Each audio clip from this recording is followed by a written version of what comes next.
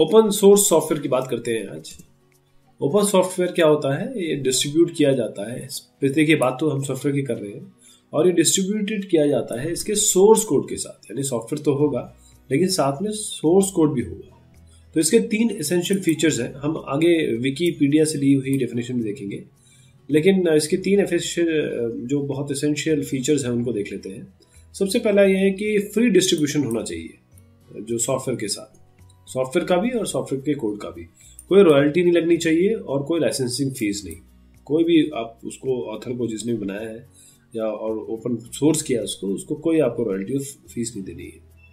साथ में जैसे मैंने बताया कि सोर्स कोड को डिस्ट्रीब्यूट करना है सॉफ्टवेयर के साथ, और या तो फिर आपको इसको अवेलेबल इस तरीके से कराना है कि no more than the cost of distribution, जो डिस्ट्रीब्यूशन का कॉस्ट है उससे ज़्यादा नहीं। इसके अलावा आपको अलाउ करना है सभी को मॉडिफाई करने के लिए और अपने हिसाब से उस सॉफ्टवेयर को बनाने के लिए, ताकि आप उसको डिस्ट्रीब्यूट कर सकें, जो सेम टर्म्स में उसको मॉडिफाइड सॉफ्टवेयर को रीडिस्ट्रीब्यूट कर सके। इसके अलावा जो यूजर्स हैं, जो एक और चीज़ आती है इसमें, फ्री, लिब्रे और ओपन सोर्स सॉफ्टवेयर, ये भी आता है इसमें। फ्री, लिब्रे और ओपन सोर्स सॉफ्टवेयर, ये सब नाम लिए जाते हैं। तो सबसे बड़ी बात है कि यूज़र को पूरी आज़ादी है कि वो सॉफ्टवेयर को किसी भी काम के लिए रन कर सके, पहली चीज़ तो ये है।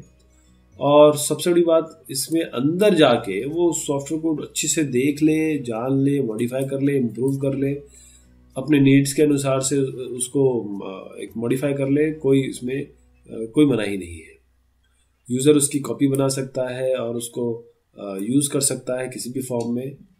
यूज़र इम्प्रूव जिस तरीके से कर रहा है उसको फ्रीली डिस्ट्रीब्यूट कर सकता है उस इम्प्रूवमेंट के साथ और ज़्यादा पब्लिक को, ताकि जो पब्लिक है उससे बेनिफिट पा सके। तो जो डेफिनेशन आती है इसकी, वो इस तरीके से आती है कि फ्री डिस्ट्रीब्यूशन ओरिजिनल प्रोडक्ट का, जहाँ पर जो रिसिपिएंट है वो उसकी पेमेंट दे सकता है, नहीं दे सकता है, और यदि अगर रिसिपिएंट चार्ज भी करता है तो ओरिजिनल डिस्ट्रीब्यूटर्स का जो है उसको कोई रॉयल्टी नहीं मिलेगी।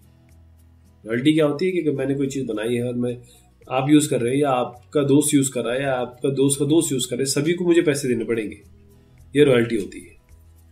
एक दूसरी चीज़ यह है कि सोर्स कोड आपको बगैर किसी चीज़ को छुपाए हुए आपको डिस्ट्रीब्यूट करना पड़ेगा। ऐसा नहीं होगा कि सॉफ्टवेयर आपने बना दिया, सॉफ्टवेयर का आधा सोर्स कोड दे दिया, ऐसा नहीं चलेगा। पूरा का पूरा देना है जो उसमें कंटेंट है, ठीक है। उसके अलावा जो रेसिपिएंट है वो उस सॉफ्टवेयर से, उस सोर्स कोड से अपना डेरिवेटिव काम निकाल सकता है, अपना डेरिवेटिव वर्क वो बना सकता है। एक तो ये है कि जो ऑथर का जो सोर्स कोड है वो अपना ऑल्टरेशन तो ठीक है उसका, लेकिन जो मेन सोर्स कोड है उसको ऑल्टर करके डिस्ट्रीब्यूट नहीं करना है।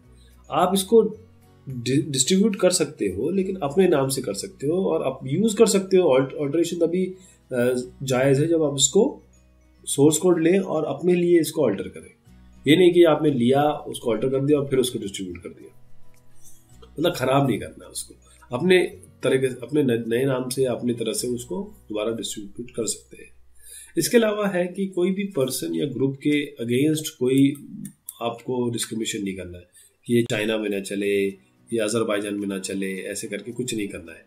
और सबसे बड़ी बात, फील्ड है कि एक मेडिकल साइंस वालों को ना मिले, ये इंजीनियरिंग वालों का ना मिले, ऐसा कुछ नहीं करना है। आपको ऐसा बनाना है जो सभी के लिए हेल्पफुल हो, किसी की बाइसिंग नहीं होनी चाहिए।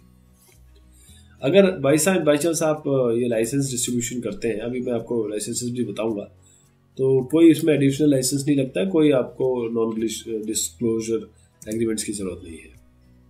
और जो लाइसेंस है ये कोई this must not be a specific to a product, not part of a particular software distribution according licence traps. ऐसा क्या है कि बहुत सारे लाइसेंस ट्रैप्स होते हैं कि अगर आप एक स्पेसिफिक प्रोडक्ट के लिए ले रहे हैं तो इसके लिए क्यों नहीं ले रहे हैं, वो थर्ड जो प्रोडक्ट आपने बनाया ऑल्टर करके उसके लिए क्यों नहीं ले रहे हैं, ऐसी कोई दिक्कत नहीं है यहाँ पर।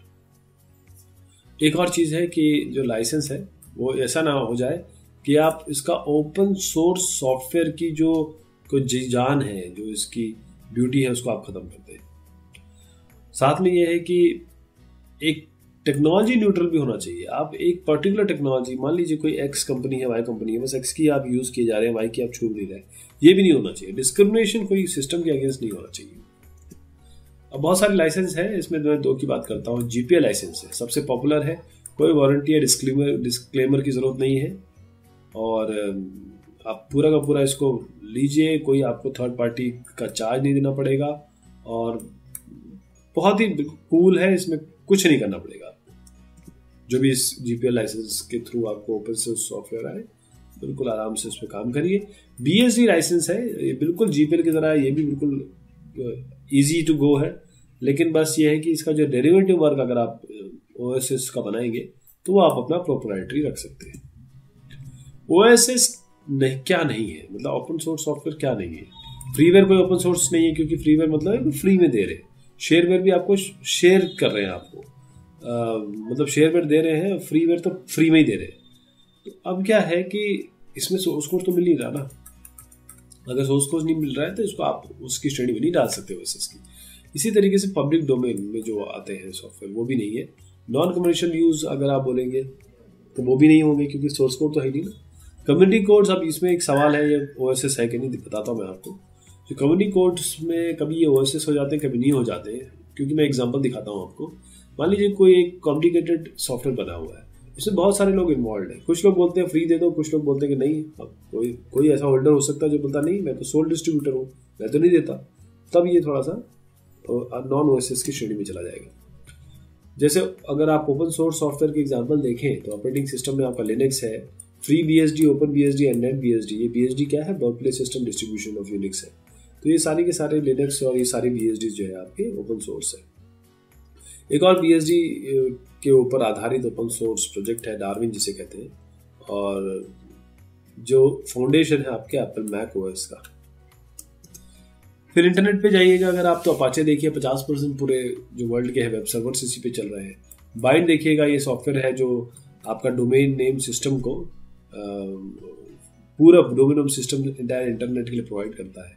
सेंडमेल आप देखिए, सेंडमेल सबसे इंपॉर्टेंट और सबसे ज़्यादा widely used email transport software है ये इंटरनेट पे।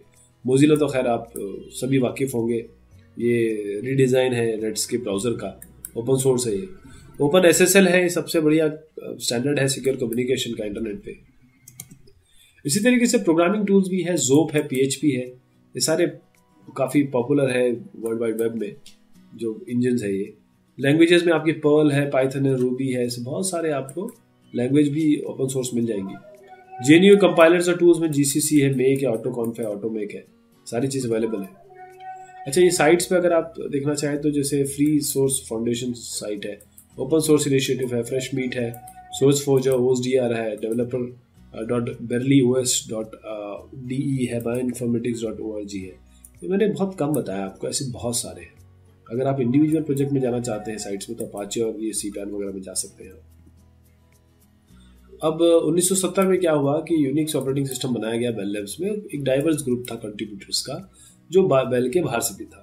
उसके बाद आप देखिए यूनिक्स जैसे सब ओपन था, ओपन कर दिया गया था, लेकिन फिर AT&T ने इन्फोर्स किया कि नहीं, IPR के तहत आप इस क्लोज को कोड करिए। फिर रिचर्ड स्टॉलमन आए, उन्होंने क्या किया, फ्री सोर्स फाउंडेशन बनाया 1983 में। 1993 में फिर लिनक्स वाली बात जो चल रही थी, लिनक्स ने इसको रिलीज किया, पहले वर्जन को, लिनक्स बिल्ड को। 1997 में Debian free software guidelines release की गई। 1998 में नेटस्केप ने रिलीज किया अपना नेविगेटर उसका सोर्स के साथ। तो देखिए, चाहे आप डेवलपर हो, मेंटेनर हो, पैचर हो, बग रिपोर्टर, डॉक्यूमेंटर, सारे के सारे आप यूजर्स हैं और सारे के सारे इस OSS में डेवलपमेंट में पार्ट ले सकते हैं। अब ज़रा इसमें आए पेटेंटिंग और IPR और जो भी इसमें लीगल इश्यूज आ सकते हैं। तो पहले तो कोई प्रोटेक्शन नहीं था कंप्यूटर सॉफ्टवेयर का, तो कोई कॉपीराइट 1980 तक तो था नहीं, तो ओपन सोर्स के लिए भी यही था। कोई पेटेंटिंग नहीं थी 1990s तक, तो आराम से आप सीक्रेट रख सकते थे, लेकिन कोई इतना इफेक्टिव तो हुआ नहीं। फिर रिचर्ड स्टॉलमैन ने, जैसे मैंने अभी आपको अर्ज किया था, रिचर्ड स्टॉलमैन आए 1980s में, उन्होंने GNU और फ्री सॉफ्टवेयर फाउंडेशन का इजाद किया या फिर उसको बनाया। बस उसके बाद ओपन सोर्स मूवमेंट चल गया। कुछ आर्गुमेंट्स भी है OSS के अगेंस्ट। वो है कि सबसे पहली बात कि जो सबको बिलोंग करता है, वो किसी को भी एक को कैसे बिलोंग कर सकता है। मैं समझ रहे मैं क्या कहना चाह रहा हूँ। इसका मतलब ये है कि जो चीज़ सबको बिलोंग कर सकती है वो किसी और को या किसी को भी नहीं बिलोंग कैसे कर सकती है, ये एक था। यानी कि आप ये कॉन्ट्रडिक्टरी आर्ग्यूमेंट है उसका कि यार ओएसिस एक तरीके से तो आप बोल रहे हैं कि यार सभी को बिलोंग करती है, और आप बोल रहे हैं कि ये किसी एक को बिलोंग नहीं करती है, ये तो गलत हो गया ना। अच्छा, ओएसिस एक चीज़ हो सकती है कि ओएसिस में जो लोग काम कर रहे हैं वो क्या अपने पर्पज़ के लिए काम कर सकते हैं, किसी अपने स्पेसिफिक काम के लिए। कमर्शियल कंपनीज तो इंटरेस्टेड होंगी नहीं, क्योंकि प्रॉफिट का क्या करेंगे आप। जो कंपनीज काम करें, इतने सारे लोग काम करें, रिसोर्सेस है, तो पैसा भी तो कहीं से आएगा। इसी तरीके से कॉम्पेटिबिलिटी इशूज़ है, ये मैं आपको यहाँ भी बताऊंगा। क्रॉस प्लेटफॉर्म कॉम्पेटिबिलिटी, ये कॉम्पेटिबिलिटी इशू ज़रूर आता है। एक तो ये है कि पैसा इससे बच तो रहा है, लेकिन कितना बच रहा है, आपका पैसे भी बच रहा है और उसके बाद कोई कंट्रोल तो नहीं है नहीं उसके ऊपर। और जैसे अगर कोई आप एक प्रोजेक्ट बनाते हैं, अच्छे खासे उसमें रिव्यूज़ होते हैं, एक फॉर्मेशन होता है, एक अरेंजमेंट होता है। यहाँ तो कौन कर रहा है डिबगिंग, कौन साइबर अटैक कर रहा है, कुछ पता ही नहीं आपको, है ना। कोई ओन ही नहीं कर रहा है इसको। वैसे कम्युनिटीज़ हैं, ऐसा नहीं है। इसका आर्ग्यूमेंट का जवाब दिया जा सकता है कि ये कम्युनिटीज़ हैं जो इसको मेंटेन करती है, हैंडल करती है। सबसे बड़ी बात, गवर्नमेंट भी इंटरेस्टेड नहीं हुई, गवर्नमेंट को प्रॉफिट ही नहीं मिल रहा। तो ये सारी चीज़ें ओएसएस के अगेंस्ट है। लेकिन मैं जहाँ तक समझता हूँ ओएसएस बहुत एक अच्छी चीज़ है, सबको अवेलेबल है और सब लोग इस पर अपना काम चला सकते हैं, और कम पैसे में, कम एफर्ट में आप बहुत अच्छी चीज़ बना सकते हैं। बहुत शुक्रिया, बहुत मेहरबानी आप सभी की।